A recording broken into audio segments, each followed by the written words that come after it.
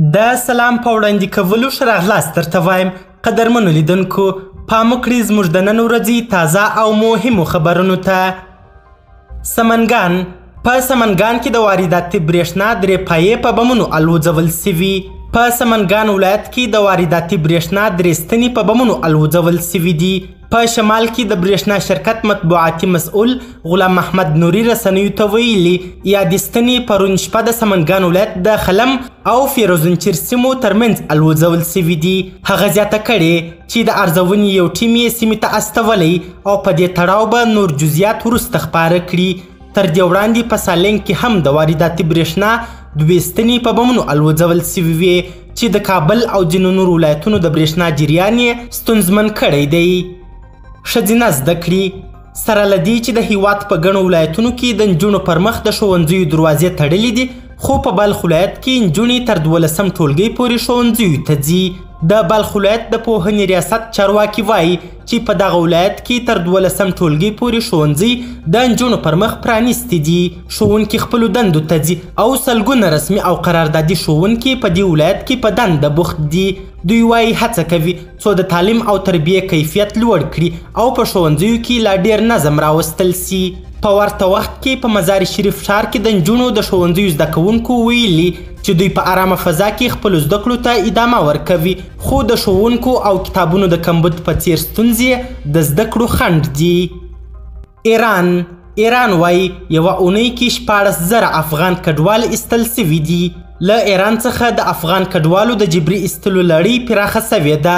د تازه معلوماتو له مخې ایران په تېره اونۍ کې شاوخوا 14,000 افغان کډوال له ایران څخه ایستلي دي. د کډوالو او راستنېدونکو چارو وزارت هم دا تاییدوي چې ایراني لوري د افغان کډوالو د ایستلو لړۍ چټکه کړې ده. سرچینه کاږي چې په یوه اونۍ کې ایران شاوخوا 14,000 افغانان له خپل هیواد ایستلي دي او یوازې یې په تیرو 24 ساعتونو کې 2,000 کسان را ایستلي دي. په ورته وخت کې له پاکستان څخه هم 200 افغان کډوال ایستل سوي دي. ډیری دغه کډوال په زور له ایران او پاکستان څخه ایستل کیږي. ایران وروسته له هغه د کډوالو د ایستلو لړۍ چټکه کړه چې کډوالو ته یې د ثبت ژمنه ورکړه او په دې توګه یې نیول او ایستل ورته اسانه سول. کندهار کې د امر بالمعروف ریاست مسؤلان وایي په دغه ولایت کې د ښځو د حجاب مراعاتولو لپاره کمپاین پیلوو. د کندهار د امر بالمعروف ریاست مسؤلانو ویلي چې په دغه ولایت کې د میرمنو د حجاب فرمان د تطبیق لپاره کمپاین پیلوي. د یاد ریاست مشر عبدالرحمن طیبي وایي چې لومړی په دغه ولایت کې د لاوډ سپیکرونو له لارې خلکو ته تبلیغات کوي او وروسته که چا سرغړونه وکړه جزا به ورکړل سي.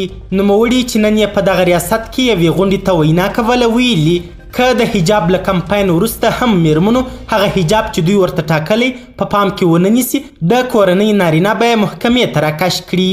دغه راز هغه دا هم ویلي چې له دې وروسته به په هوټلونو کې پر قیلون هم بندیز ولګیږي.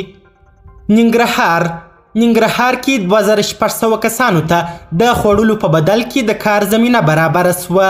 ننګرهار کې طالب چارواکي وایي چې د دغه ولایت په 4 ولسوالیو کې 2,600 کسانو ته د خوړو په بدل کې د کار زمینه برابره سوه.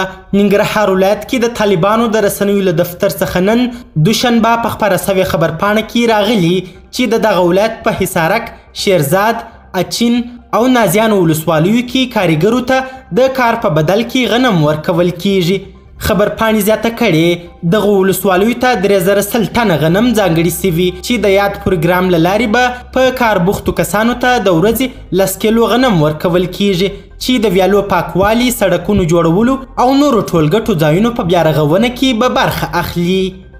عمران خان تر اسلام آباد پورې د پراخو لاریونونو اعلان وکړ. د پاکستان پخواني صدر اعظم عمران خان اعلان کړی چې د راتلونکي چهارشنبې په ورځ به د دغه هیواد د پلازمین اسلام آباد پر لور پراخ لاریونونه وکړي.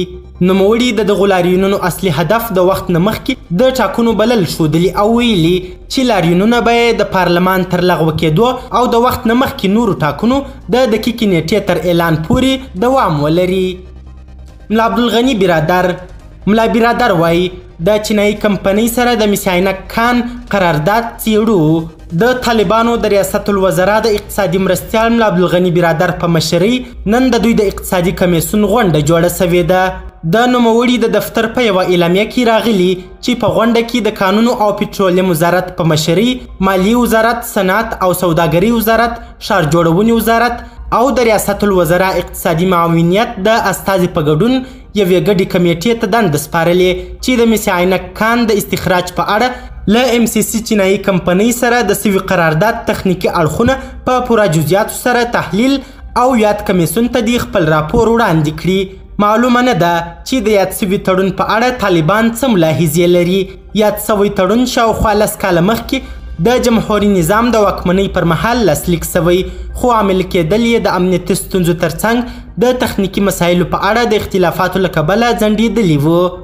قدرمنو لیدونکو، نړۍ مننه چې ویډیو مو تر اخري شیبو تعقیب کړل. د لا زیاتو او نورو لحظه پر لحظه موثقو خبري معلوماتو لپاره زموږ همدغه مشال پریس یوټیوب چینل سبسکرایب کړئ. تر بیا او بلې ویډیو ښه وخت او ښې چارې د الله په امان.